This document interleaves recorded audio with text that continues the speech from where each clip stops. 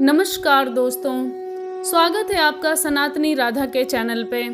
दोस्तों, अगर आप मेरे चैनल पे नए हैं तो चैनल को सब्सक्राइब करें। दोस्तों, आज हम बात करेंगे महाभारत के सबसे पराक्रमी और वीर योद्धा भीष्म पितामह के बारे में। भीष्म पितामह महाभारत की कथा के एक ऐसे नायक हैं जो आरंभ से अंत तक इसमें रहे। भीष्म पितामह ने जीवन भर अपनी प्रतिज्ञा का पालन किया और हस्तिनापुर को सुरक्षित हाथों में देखकर ही अपने प्राणों का त्याग किया। उन्हें देवव्रत व गंगापुत्र आदि के नाम से भी जाना जाता है। दोस्तों, गंगापुत्र भीष्म पिछले जन्म में देव नामक वसु थे। एक बार पृथु आदि वसु अपनी पत्नियों के साथ मेरु पर्वत पर भ्रमण कर रहे थे। वहां वशिष्ठ ऋषि का आश्रम भी था। एक वसु पत्नी की दृष्टि ऋषि वशिष्ठ के आश्रम में बंधी नंदिनी नामक गाय पर पड़ गई। यह गाय समस्त कामनाओं की पूर्ति करने वाली थी। उसने उसे अपने पति देव नामक वसु को दिखाया तथा कहा कि वह यह गाय अपनी सखियों के लिए चाहती है, आप इसे हर लें।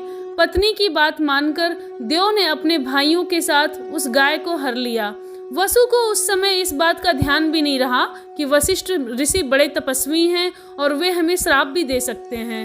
जब महर्षि वशिष्ठ अपने आश्रम आए तो उन्होंने दिव्य दृष्टि से सारी बातें जान ली। वसुओं के इस प्रकार कार्य से क्रोधित होकर ऋषि ने उन्हें मनुष्य योनि में जन्म लेने का श्राप दिया। वसुओं को जब यह बात पता चली तो वे ऋषि वशिष्ठ से क्षमा मांगने आए।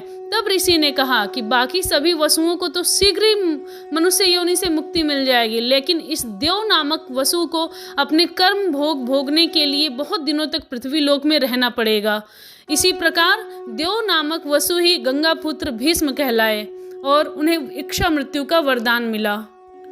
मृत्यु के दौरान वे 6 महीने तक बाणों की सैया पर लेटे थे।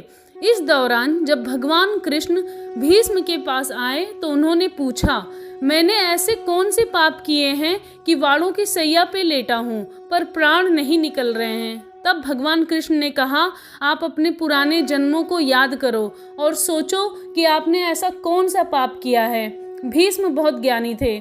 उन्होंने कृष्ण से कहा कि मैंने अपने पिछले जन्म में रत्ती भर भी पाप नहीं किया है। कृष्ण ने उन्हें बताते हुए कहा कि पिछले जन्म में जब आप राजकुमार थे और घोड़े पर सवार होकर कहीं जा रहे थे, उसी दौरान आपने एक नाग को जमीन से उठाकर फेंक दिया था तो वो कांटों पर लेट गया था, पर 6 माह तक उसके प्राण नहीं निकले थे। उसी कर्म का फल है जो आप 6 महीने तक बाड़ों की सैया पे लेटे हुए हैं।